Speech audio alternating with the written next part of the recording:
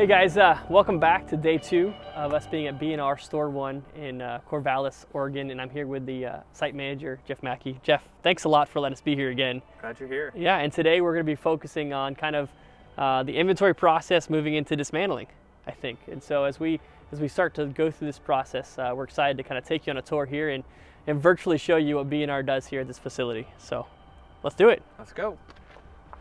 So we're here in your holding lot. I guess, you guys call it a holding lot? Yep, our new lot, holding lot. Okay. So here, and it looks like you guys buy a good, you've got SUVs, you've got front wheel, you've got some all wheels, you've got some, of course, I wouldn't come to Oregon and not expect to see at least 1 or 2 Subarus. Lots of Subarus. I mean, was it Birkenstocks? Is that what we're looking for in the trunks of these? You guys will get that joke in a little bit. Yeah.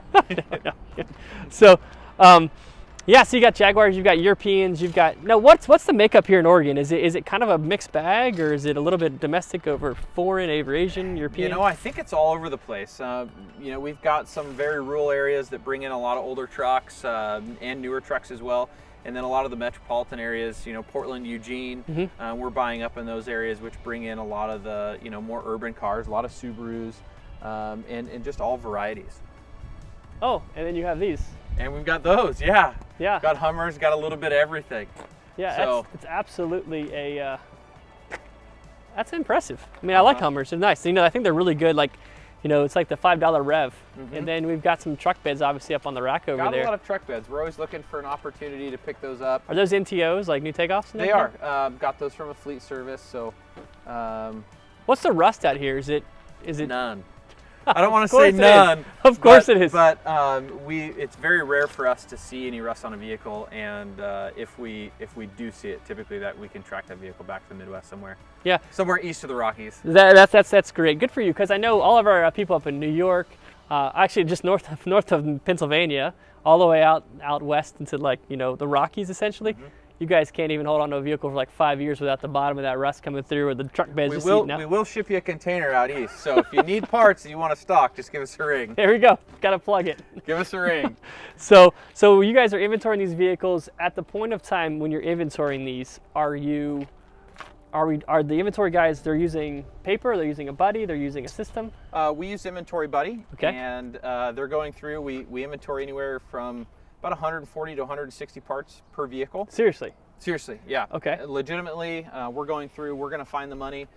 We list quite a few on eBay, so anything that we can find that's good on the car, we're going to inventory it. We want to make sure that we have that part inventoried in the system for our salespeople. Yeah. And yeah, they do a great job. We've got one of our guys out here doing it now, Tim. He's been with us for a little over 20 years. Wow, that's a great tenure. It is. It's awesome. These guys can. Rick, our owner, likes to say, find the money, and he's good at doing so. So I mean, like, I think I know in our business, guys, we think we make money at sales, but you really make money when you're buying the vehicle for the right price and you're inventorying the right parts in the vehicle. Would you agree? Absolutely. Yeah. So finding the money is a great way of putting it. Now, so Tim's out here. He's been here for 20 years. Is this where he is all the inventorying done outside? Yes. You guys have enough weather that's conducive to be outside doing it as best you can, right? He shows up in rain gear and an umbrella, and he makes it happen. It's not favorable weather most of the year, but we make the best of it, and he gets the job done really well. That's good. So when you come out here, pictures have become pretty important to us. Is he taking the pictures at this point during the inventory process, or is that kind of at a later time? Or so we have a different person that takes care of that. We have a person that when the vehicle gets dropped off, usually out in our front drive, those vehicles are checked in, and we do our basic 5 photos at that time. So we do the front, back, side, and an interior shot from the passenger door. And those are our basic 5 that immediately get uploaded within 7 days of that vehicle hitting one of our lots. So our salespeople, even prior to that vehicle being fully inventoried, know what's good on that car, what they can sell, and we can long line parts and get things moving before it's even inventoried. Then once it's inventoried, depending on the popularity of the cars, one might require or want more pictures of a vehicle, like a Hummer or something. We might get more interior photos of that than, say, a Galant or something. But yeah, he comes out here and does the rest of the inventory process. So how many cars can Tim do in a day? Tim will do on an average, because Yeah. I know you get the Hummer is going to be It's usually more. per about week. Okay. And he averages usually about 20 to 25 per week. Gotcha. And you've got more than one person doing it here at this site? He does it all for us here at this Really? location. So, Yep. so he's good Yep. for Tim. Tim's Yeah. hey, He's on it. we all have a Tim. Sometimes we are the Tim at Yeah, the site, right? Yeah. It depends how it is. And do you do videos, or is that something that you do on drivetrain? Some people are doing videos now, some people aren't doing videos. So we do videos in the dismantling bay, which I'd love to show you here in a few minutes. Yeah. But we like to video all of our engines running in there, and then we categorize them in YouTube by the stock number, so it's easy to. So for YouTube customers. is your server, Yep, essentially. absolutely it is. Which makes sense. All right, when we're taking videos, I have people tell me that they put them in their internal network, but really what B&R is now affirming is that we need to look at how we handle the videos, because we should let YouTube be the server. It sounds like that's the best way to do it. Then your customers can go see them on YouTube, right? Yep. You just get a link, It's worked hyperlink. very well for us. So this facility was 1981. Correct. It's 14 acres, right? Yes. So, and you guys have your own crusher?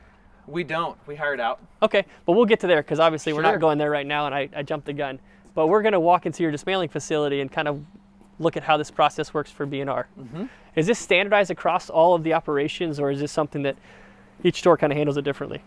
It's all the same. We try to operate off one policy or one procedure. So we have SOPs that we've created internally for each department. Dismantling is probably the SOP that we stick more firmly to than anything. Sure.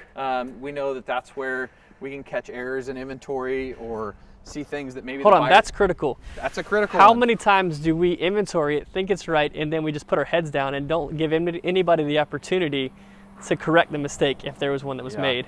Yep. Okay, hold on. I got to stop there. ARA, listen to this. One of the things that you have to empower your people to do is to push stop on the process and say, let's reevaluate that part side, because it may, things could happen. You could have move the car from the inventory, the new lot, to the dismantling bay. Maybe a fork accidentally hits a door, Yep. right? Or maybe the window we thought was good isn't good, or the switch. I mean, these kind of things, if you don't empower the next person along the line to push pause and go, let's reevaluate, then they're just going to go, it's not my job, let it go. And the customer's who's going to tell you, right? So I think that's awesome, and Yeah. that's great that they have that. We employ right through here. We employ a slab boss as well, who's more like a shop foreman. But that person here at this location has a heavy background in inventory, so Nice. it's allowed us to make sure that these cars are coming out and the inventory is 100% correct, because he's able to do a re-9 on the vehicle.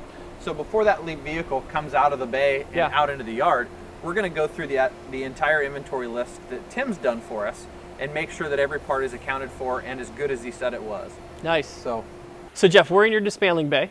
We've got 3 lifts in here, and these 3 lifts are going to handle everything: cars, trucks, A, B, C grade you cars. name it. Everything comes through the slab. Gotcha. So slab, right? And in the slab, dismantling yeah, bay, that's yeah. good. I like it.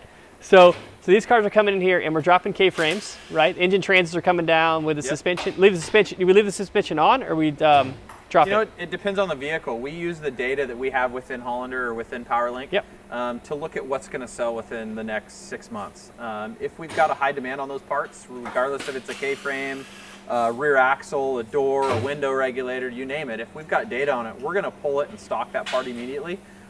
Get it out of the yard. That way it's not subjectable to rain, wind, Sure. The weather, or maybe a untrustworthy customer. But yeah, we want to look at every part for what it's worth, and if it's valuable and we know we're going to sell it based on the data, we get it off and remove it. If not, don't waste the labor, send it out to the yard. So these guys in here. So one thing that we did notice when we were in there, and the guys, like any shop, we just stepped out a little bit because it's loud. They're doing their job, and if we're in there, we're not helping them make money. We're not helping B&R make money. But you've got to I call it clean burn, but energy logic. Yeah. Anybody that has a yard and you're not reusing your oil to heat your yard, heat your dismantling shop or whatever you want to heat, like, you're missing out on a great opportunity to help your guys out and to use your waste oil. So just want to throw it out They there. absolutely love it. That thing's been great. We've got them in most of our locations, and in the cold weather, the cold season, it's a nice creature comfort for those guys. Sure, and you've got to be able to keep your oil somewhere. So where are we taking? So the fluids are in here, and I saw as we were walking through, I saw an oil water grate in the floor. Is that where your separator is? We do. We've got an oil water separator directly in the floor. We don't use it to obviously drain, but if there's anything that's missed in the vehicle, splashes or whatever, when we wash down in the evenings, it goes through the oil water separator. We built dismantling trays or benches for all the dismantlers. That way they can drop K-frames and engines directly onto that. Like an engine table, or is it like an engine table? Yeah. Yep. With And casters in the bottom? It does. It's got casters and a drain in the bottom. It's got a bolt bin. Yeah, let's go look at one of those real quick, because that's some of those things that if you don't have one of those on site, it makes your life so much easier. I mean, some people go with a gantry crane, which you guys have a crane up here too. We do. So you can see Jorge's using it right here. So let's get in here and look at this real quick. So we got this. It's going to catch any of the fluid in here, which then you can drain at a later date. I mean, when it gets full. But you got these nice casters on here so you can move it around your floor, because like in most of our inventory or dismantling shop floors, it's not perfect, right? Because you're dropping stuff, things are hitting the concrete. Large casters, they roll it out. They can drop the engine directly from it, like this here. Really nice that we didn't have to remove the front end of this vehicle. We've got some nice sheet metal. So drop the entire K-frame down with the engine transmission on it and do the teardown on the bench. And we'll also do the compression test and everything right here with the YouTube video. So the compression, so you do the videos here? Correct, yeah. That's awesome. So Jorge, good job, looks great. I'm gonna get out of your way so you can actually do your job. Yeah. So Jeff, in your facility here, you're handling everything, right? So everything's coming through like we talked about. How long do you like, what will be your ideal situation for your cars in the rack? And I know you got trucks, which are going to take different times than cars, but. Sure, it really varies depending on what they are. Jorge, for example, is one of our leading dismantlers in the company. He pushes about 90 vehicles per month. So wow. He is a machine, he's very efficient. We see very little damage from him, but obviously he's been here for some time and he's practiced. Our newer guys, we like to shoot for about 4 weeks in for them to be doing about 10 cars per week. Okay. And from there, we like to just get them to grow from that point on, and they are paid POP, so there's quite an incentive for them to push move those forward cars and do out. more cars. So are they responsible? They're responsible for the compression test or the video? They are. Yep. And then are they responsible for getting all the cores off? They are. So depending on what the vehicle is and the core value, if it's a high dollar caliper that we know we retail, we're going to leave that on the vehicle and let that go out to the yard. But most calipers, different cores, a lot of aluminum wheels, if we have a lot of duplicates, they're cored at the time of dismantle, immediately put into a bin. That way we don't spend the labor out in the yard at time of crush to remove to go get those things out. Yeah, and the catalytic converters are obviously coming off here as well. Absolutely, yeah. Catalytic converters are coming from here directly into a secure location. So they're not going to be, obviously they don't walk away, right? Because right now they're bringing decent money back on the East Coast. Yeah, so I'm certain they're bringing good money across the country. One of the things when I was looking at this is those numbers are really good numbers, are strong numbers. So your fluids, right? So we got the oil's coming out, right, and going to the waste. Yep. They got the oil storage, gas and diesel. Correct. Yep. How do you get those out of the vehicles? We've got gas buggies that we use that have pneumatic siphoners on them, and so the dismantlers will bring those to their bays and directly use. Are we dropping the tanks? Dropping tanks. Yep. Dropping tanks on. A lot of times they'll use the engine carts or a tranny lift to get that gas tank down.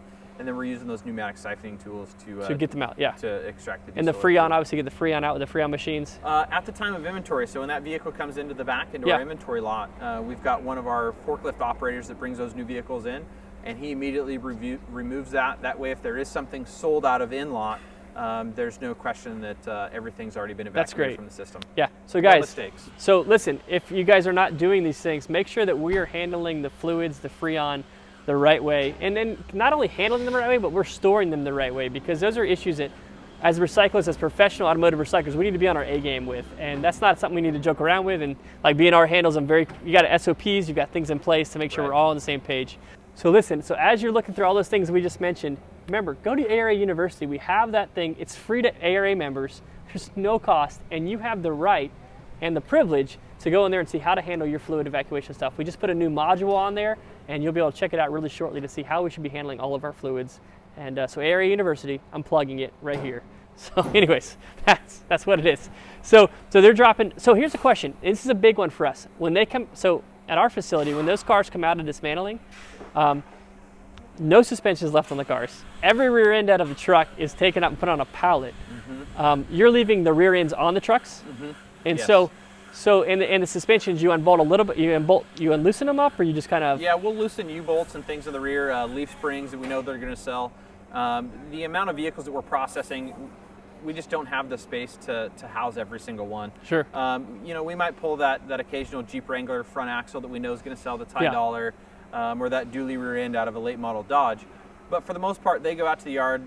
They're not going to walk away. They're kept out there. They're drained. They're ready to rock and roll when a salesperson sells them. So you've said this a couple times, and we're going to go to the yard too. But customers are allowed. So this is kind of like a hybrid. So things are inventoried, but also people can go out and pull their own parts. They absolutely can. Yeah. So if we don't want a customer to hurt it or it to possibly walk away, we're removing it off this slab. So as of right now, there isn't anything out there that I don't want to say anything, but for the most part, there isn't anything high dollar out there that a customer is going to walk away with or could possibly get damaged. So we allow people to walk out there, pull their own parts, and bring them to the counter. Sure, that makes sense. And so, but like you said, if it's a high demand part, you already got that thing taken off and it's tucked away somewhere where you know where it is and they can't grab it. It's shelved, it's boxed, ready to go. That's perfect. So that's good stuff. So the engines are coming out. The engine transmissions are coming out. Mm-hmm. So the engine's going to pallet, the engine's going to tire. What do we do here at B&R? So no tires allowed. We've got some great engine pallets that we have made. They get brought over to this last slab down here, right above the oil water separator. We pressure wash them with a steam cleaner, and then we've also got a table that's inside there that spins, and we get we'll get pictures of all 4 sides and the top. So 5 pictures of every engine that leaves here. That way it's online. You can view it on YouTube, carpart.com, or on our own inventory page of the exact engine that a customer is looking to buy. So it's easy for our salespeople to text or email those pictures, and from there they go into our engine building. That sounds great. So are these the engine pallets? Because I just those are the engine pallets. This is something that we get questioned. I get questioned a lot. Like, how do you handle? What does it look like? You know, how do you handle product? And these pallets, these are neat, man. These can handle. So you've got like these are like runners, right? So So you've got this amazing ability to be stable on your product, right? So you can handle almost the spacing up here. Right, so this is going to be a there's a little bit of a limitation on oil pans on big diesels, right? But it still gives you enough space to let them sit in there at least 6 inches. Yeah, they ship really well. Some of the larger diesel engines will still strap down, but we put these directly on, even if we're freighting out an engine, we'll put these directly on a 40 by 40 freight pallet, strap them down, and they go. So do is there pallet fees? And when you ship it to a customer, is there a pallet fee, or is it just like, thanks for playing? You know, the pallet fee worked for some time, but unfortunately it's kind of gone to the wayside. If we charge a pallet fee, somehow the salesperson deducts it out of the sale anyway. Isn't that crazy how that happens? How that works? Does it happen to you? As of right now, I wish we'd collect for it, but it's just generally a cost of business. Do you typically get them back, or is it just kind of a loss? We try to get back. A lot of our shops that we frequent will get them back, but we also do a lot of freight that we'll never see them again. Sure, they're just gone. They're gone. Yeah, I understand that. So one thing I just wanted to point out too, ARA, we talked about this when we did the sales portion. It's the importance of networking, the importance of technology. And as we were walking through the slab, right, you have a technological, you have a wall. You have firewalls, and you've got networking cables in your dismantling building. Once again, I'm not saying that just to talk about technology. I'm saying it because as we're evolving as an industry to the next generation, the requirements are going to be higher for us to be on our network A game. Yeah, just last year, you know, all of our yards are outfitted where all of the acreage of all of our locations are Wi-Fi capable. So really, the entire facility is Wi-Fi enabled. Wow. Okay, that's impressive. So everybody's working on a tablet. We've tried to go pretty much 100% paperless. Really? So you're doing it because it's efficient and saving you money, right?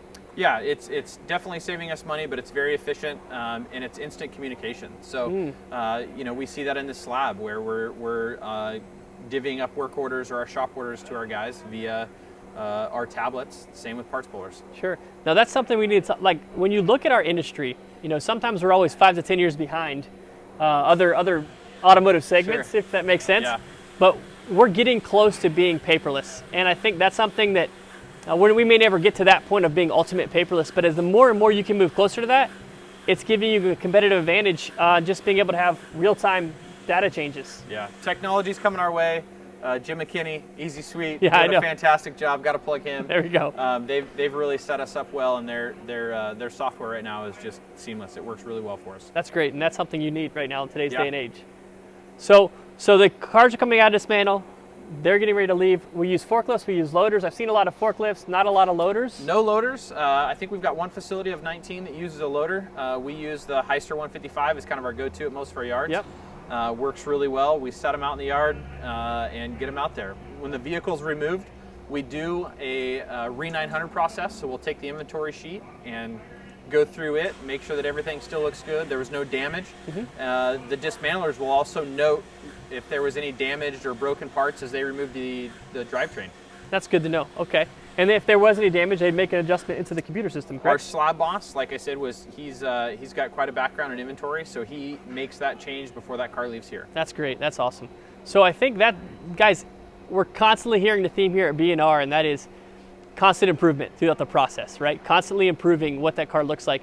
So one thing that we do, Jeff, and maybe you do this, and if you don't, maybe it's a little nugget you can use.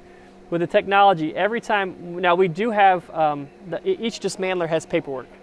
So, and in order for the car to leave one of our bays, we check off, we make sure the parts are all present and accounted for, and then that paperwork gets scanned into the computer under the stock number, so any salesperson in any of the facilities can then go back and look at that. Do you guys do that? If you mean by scan placed into a filing cabinet, yes, that's what we do. Okay, I don't, but look at I'm going to help B&R. We need to do that. Ours has gone electronic now, so we have that history that's in there. But we do still have some paper that's out on the slab for our dismantlers. Yeah, no, we do ours just to go ahead and just try to give everybody an opportunity to not have to go look for something if they want to know, was it really there at dismantling? We might need to improve on that. Hey, we can all help each other.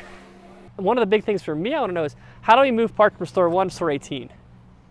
Right, like what does that look like? When does the transition take place? What's your turnaround time? What's your delivery time and frame in regards to what's the promissory dates? Yeah, I think our delivery system is some of B&R's best work. And it's trying to get everything moved between 19 locations. It's taken every store manager, every employee to put their heads together and make sure that those parts are moving fluidly amongst everywhere. And the answer is it's 24 hours a day. Yeah. You know, we can order a part today before noon out of Las Vegas and have it delivered within 24 hours in Eugene, Oregon. And that's all B&R related. Is that all on a B&R truck? Trucks. Yep. So are there hubs, or are just the yards operate as hubs? We do have our yards that operate as hubs, and in their Eugene, Las Vegas, our location up in Graham, Washington, some of our larger locations that are going to be closer to the end destination of the part. Oh, okay. And so we get to those locations and they disperse from there in smaller delivery trucks. Gotcha. So these are your wheel stands, right? So yeah. So I mean, it's basic, but I've seen a lot of different things in. I think we all use, maybe a lot of us use a variation of this. Set up just the basic welds and steel wheels, and I think some of the you're nice because it's nice and flat here, like you said. I mean, we don't have a lot of. I mean, I've been to some yards where there's no problem with like drainage. Yeah, it's just on the side of a hill. It's a requirement that all of our yards be set up with wheel stands. That's something that's looked at if a yard is to be inspected. How many do you put on a car? 4. So it's 4 per car. And is it right behind the A pillars and then the C pillars, or is it just kind of like wherever's the best place to? It's kind of where the best place it's going to be to place it. Some cars are easy, some aren't. You know, we're going to see a couple vehicles that have probably been cut that can no longer be placed on wheel stands safely. So we put them on the ground. But I believe, with exception about 3 of our locations, so that means we've got 16 locations that are probably nearing 100% wheel stands. That's great, and it's just safer, right? It's safer. It's easier for our yard personnel to go out and pull parts. They're not waiting on a forklift to come out and lift a vehicle to remove something. It's cleanliness, the ability to just remove everything and get it off into the customer. Yeah, and so and it looks like you've got some gravel. You've got paved surfaces. So this facility, I mean, you talk about. I know I hate mud. I mean, mud is evil, right? And especially where you guys have a lot of rain and it gets cold. I mean, I don't know if you've ever had to experience this, but I've actually had something where you've gone into mud and then it's frozen. So now you have frozen mud holding frozen part. We do have some of that. You know, our gravel in our yards, especially in our Oregon and Washington locations and now California, the gravel for us is a 2-part thing for us. It's not only environmental, but it's also it's nicer for our yard personnel. Sure. So we focus a lot on the cleanliness of our water. A lot of our locations, this one included, has actually wavered out for the next 2 years. We don't have to test our water with the DEQ because it's come back so clean. Oh, that's nice. So we eliminate a lot of the mud. So is that your stormwater permitting and that kind of thing? Our stormwater permitting. Our drainage ditches are clean and nice. So B&R ownership has provided some great locations, and they reinvest money into our infrastructure. Good. To not only make sure we're environmentally clean, but also good for the employees to work on. Sure. And so as I'm looking at these cars coming through here, each car is set up, and you can see like on this car right here, like you drop the engine transmission out, you left things in here you don't have demand for, or your computer's telling you it's not worth spending the time to pull it at dismantling, right? So then, are they set up in sections? Are they set up in rows? Are they how? I guess is it just kind of like, how do you guys do it here? Is it all? It's as there's a spot that's open. Boom, you get it. Okay. We fill it. Now my forklift driver, again, this location's very unique. We've got some very tenured employees here. He's been here over 15 years. Wow. And yeah. by chance, you kind of see if you're walking out through the yard that we start with smaller vehicles up through sedans, minivans, SUVs, and we end in trucks. Yeah. That's not a written plan. I think it's just his natural OCD kicking in, and it works really well. So yeah. We know where to go find them. Because you'd mentioned SOPs, and I wanted to touch base on that again because when we originally were talking, we had some conversations about like, wow, so B&R store 1, and I keep saying store 1 because we could say store 19 if we Sure. really had to. Yeah. But when you grow a company, and you had said growing the companies, it's been helpful by having SOPs, right? And so I guess the thing that I have to ask anyone watching is, we talk about SOPs, we hear about SOPs and standard operating procedures. If I'm sorry, there's a lot of military lingo. We like to shorten everything down.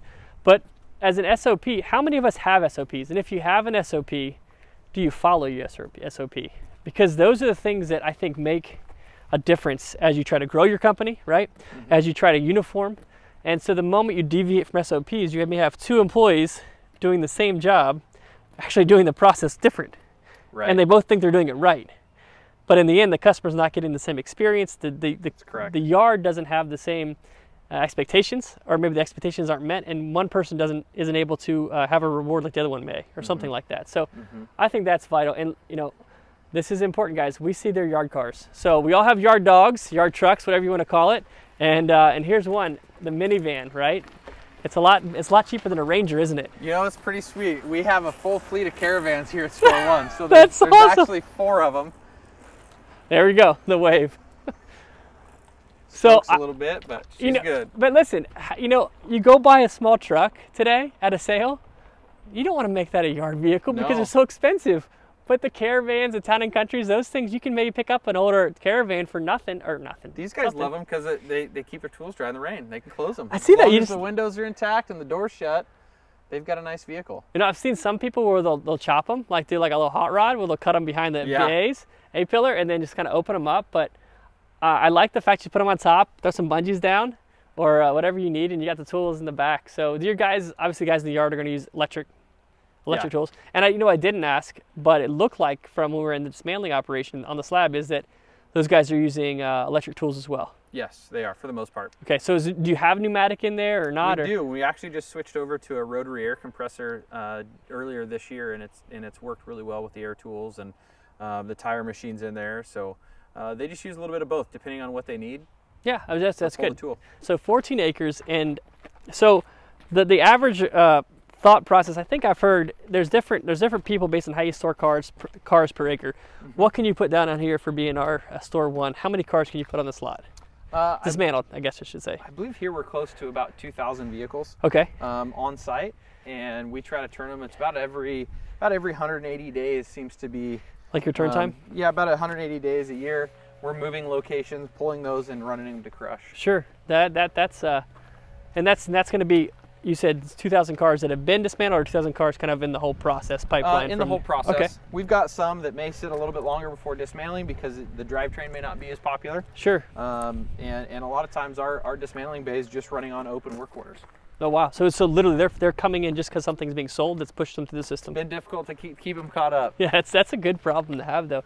Hey, I think one thing that's interesting that we'll find at most of our facilities, if we look right over here, we've got a Jeep that has very little left of it. So it's like it's universal, right? So wherever you go, you're gonna sell almost everything off of a Jeep. I just like seeing that. It makes me feel like I'm not alone. Like we're all in the same. The Jeep people are crazies. So. They sell. We've got a couple of them over here. Oh yeah, there we go. And they're just gonna be picked apart. For us, it's 4 trucks. Okay, there we go. There's a dually right there.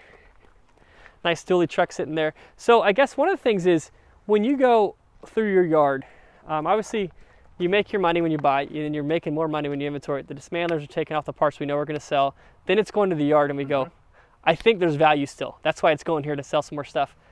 When you go to every 6 months or 180 days, whatever your time frame is, do you ever save a car at B&R, or is it like, hey, your time's up, my friend. Yeah, we've looked at that, and for the most part, if we're going to save a car, it's something late model that maybe we haven't, that the warranties haven't expired on those model of cars. They might, the interchange might be long. We're waiting for those to kind of get a little bit long in the tooth, and see if those parts become popular at some point. You know, right now I think the magic number is current model year less 12. Yeah. So we try to stick around that, you know, kind of like a truck like this, and that truck's been here less than 90 days.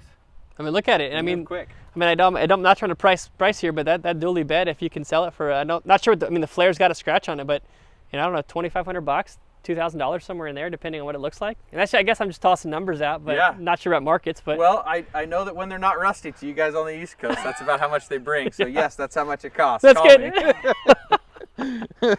So Jeff, we've talked about, you know, the life expectancy of a car. You know, sometimes a car will get a second life or second breath breathed into it if you think it's got more parts on it, but things do come to an end. And as I think it was David Gold, if you're watching this is from you, man. We're going to sell every part on the car. Either we're going to sell it to a customer, or we're going to sell it to Schnitzer or Sims or somebody on a scrap processor, right? You guys take your cars, and this is where we're going for the crush pile? This is our crush pile. So this is where it's going to go and be waiting for the crusher, right? Correct. Because B&R at store one doesn't have a crusher. Is that? We don't. Obviously, I don't see one. Yeah, there isn't. We don't have a crusher at any of our locations. Be nice to have one, but I think at times it's just training a person to use it, maintaining it. So we've partnered with a couple different companies, just depending on the region, that come out and will crush our facilities and just clean us up a little bit. So they come in on like a regular basis in like just a regular rotation, or do you call them and say, hey, I'm ready for it? It's as needed, and I think, you know, when we're crushing the number of cars that we crush, it's dependent on the market as well. We'll hold and when we need to, and sell if the market's good. But yeah, they come out here, and I think last crush we were close to 700. And really? So they're gonna. And how long does that take to crush 700 cars? That's about a 2-week process. Okay, for them to flatten the cars, and they have their cars roll out. They sell them to whoever they want to sell them to. Right. And you're just getting paid by the weight. Yep. That's good. So, and I think that's a question that a lot of yards are running into, and it's do I invest in a crusher, or do I do what B&R does? Mm-hmm. And I don't think there's a right or wrong answer. It's an SOP. It's what is your standard operating procedure for your facility. So at our facilities, we have our crushers. We have two crushers at the full service yards. We don't use them as much as a self-service, or maybe you guys would. Right. But that's just how we've always operated. It's just been our SOP. Car goes in the yard, car comes out of the yard, car goes out of the yard, car gets flattened, right? That's what you do with it. Yeah, so that's all we're doing. But you said you do the primary coring at the dismantling. Do you do anything at the end of life? The car's about to get into the crush pile. Do you pull anything else out? Absolutely, we do. When the car gets up to this location, I think we've got a couple truck beds over here that I could show you.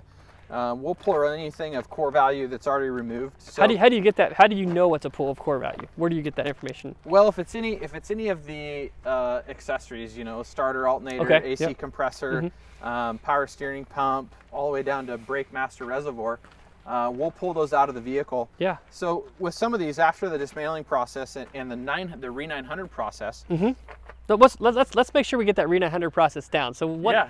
Let's say that again, Frank. I think we talked about it. So the Re900 process is basically looking over the vehicle's inventory sheet before it gets placed out into the yard. So it's like a re-auditing process. It's just a re-auditing process to make sure that maybe this starter here, we look at based on our sales data, might be extremely popular. We're going to pull it and put it on the shelf so that it doesn't disappear, get damaged out in the weather. But we'll still leave these unbolted and in the vehicle. If by chance somebody comes in and needs that specific starter, we know it's in the car. But at the time of crush, we're going to go back out and we're going to pull all those out of the vehicle, and then we'll sort them. So this is kind of the rough early sort process. Sure. We're going to remove aluminum wheels that haven't already been processed, as well as any aluminum radiators. So we've got a clean core bin, clean aluminum bin from Schnitzer's, and we also have a dirty aluminum bin from Schnitzer's. So you can see these guys are doing a fine job of separating those things, and when they're full, they get dumped in the appropriate bin. You know, what's interesting is we're in the salvage business, and so we literally salvage everything. So aren't truck beds just the most universal thing to keep stuff in for us? Just go in and scoop them up. So Jeff, when these are getting pulled out of the cars, there's value on some of them. We know there's value, right? It's either going to be, if it's an alternator, it can be a value to core or just a value with copper, right, inside of it. Does B&R go back through this and reevaluate that this gearbox has got a $25 core value? Or is it just all going in a box and getting sold to one buyer? For the most part, no. Okay. But we do deal on a regular basis with some large core buyers that most of those boxes are picked at the time of dismantling, and we already have a standing. Oh, that order with some have of the good those. value. Yeah. Okay. And they're already going to some of those core buyers. Some of these late model electric gear racks, those aren't going to be in this box. They usually don't sit in the vehicle for very long. So for the most part, I think these are going to be just your general low dollar core type items. Sure. If the other high dollar stuff was good and it was able to be sold, it's gone. Yeah, and I think that's the thing that I was just curious about, because it makes sense. If it's got a high value, not the data you want, you're just going to put it in a box of dismantling and let it make money right there. Yep. Yeah, How about your wheels? Do you need to take off the wheel weights or the valve stems, or can you sell them like as is? You do get a higher price on your clean metal. Yeah. It just depends. It's one of those items that is it worth it to pay a guy to stand out here and separate take them wheel off. weights? Yeah. It is part of our SOP though. I see that there is one on this wheel here. But at the time of dismantling, we have our dismantlers break down our tires, and we remove TPMS sensors for bulk buys, and we also have a bin up there for lead weights. So you have a buyer for TPMS sensors. Yeah, that's awesome. Okay, yep. I did not know there was even a buyer out there. And for the most part, I think we'd be fairly hard pressed to find many lead weights that are out in the yard. And it's also, a lot of this too is just we're trying to keep brake pads, we're trying to keep lead weights, we're trying to keep a lot of the rusty bolts up off the ground. Sure. Things like this that could be on the ground that could cause our any kind of water contamination. So that's a great not point. only is it for income, but we want to do our parts as good steward of the land and keep it clean. So recalled airbags, do you run that inventory? We do. So on Inventory Buddy, we can process that VIN number through there, and it'll let us know if it's recalled or not. Mm-hmm. And if we do come up with a recalled airbag, it's immediately placed on a work order to be pulled, so that it's out of the customer's view or hands. Nice. So that no mistakes can happen, and we work directly with RAS on returning those back. Okay, that's and it's so interesting because it's just. You guys are in Oregon, we're in Virginia, right? They're out of Rhode Island, so you've got to transit to get a lot of the core buyers are on the East Coast, right? Yeah. Or east of the Mississippi. So one of the things that you just have to geographically look at, who am I going to sell my cores to? So for us, cores and warranties have become such a profit center for the company. Yeah. And so for those of you guys who still are not maximizing cores in your vehicles, you guys are really missing out. And when I hear people say, like, I'm hurting, I don't know what I'm going to do, like, are you really trying hard to get all the money out of those cars? Are you milking the cars for all they're worth, right, Jeff? Absolutely. Our core process is pretty strong. That's something that's regularly audited with all of our locations. Mm-hmm. We'll have some of our managing directors go out and walk the crush pile, look at vehicles to make sure that even aluminum core supports or bumper reinforcements are removed, aluminum subframes, K-frames have been removed. Anything that has that value, but it is a fine line of labor versus dollars that we make sure we look at. And absolutely. You just kind of have to take that and run with it. We try to pull wires and have a wire bin that we can use. There's so much money to be had there. So when we talk about, like, are we maximizing our cores? Are we maximizing all the? I mean, we talked in the first episode yesterday on the tour. We talked about, are we looking at our warranties? Are we looking at our call time? Are we looking at their in-stock sales versus out-of-stock sales? Are we looking at all of these avenues that produce money? Sometimes in our yards, part sales are covering the bills, but these extra things are making us money, right? And so that's a change from where it was 10 years, 15 years ago. Right. But I think some of that stuff that we talk about, as ARA members, are you aware that we even have this mentor program? So we've got this mentor program with an ARA, and it's going to pair recyclers together. And usually one recycler is going to be the mentor, one's going to be the mentee, hence the relationship. And so we've tried to maximize the synergies in our industry. I mean, we're competitors, but we're also friends. We're competitors, but we're also sometimes our biggest customers. And so with this mentor program, we try to push people together that can help lift, raising tides raises all boats, right? Sure. And so I think that's important. So guys, as you're watching this, as you're hearing us talk, think about the mentor program. Are you interested in being a mentor? Are you interested in being a mentee? And it's something that I love the idea. I love the concept. It's just something that I'm all about. So good information. It's nice to hear things that you guys might do different on the other side of the United States that we might not be doing, and good to share it. Hey guys, I just want to thank you for tuning in to the second day of our tour at B&R store number 1 in Corvallis, Oregon. And Jeff, thank you so much for just showing us around, seeing your inventory process, your dismantling. And tomorrow, we're going to be hanging out and checking out the warehouse and logistics. We look forward to seeing you tomorrow.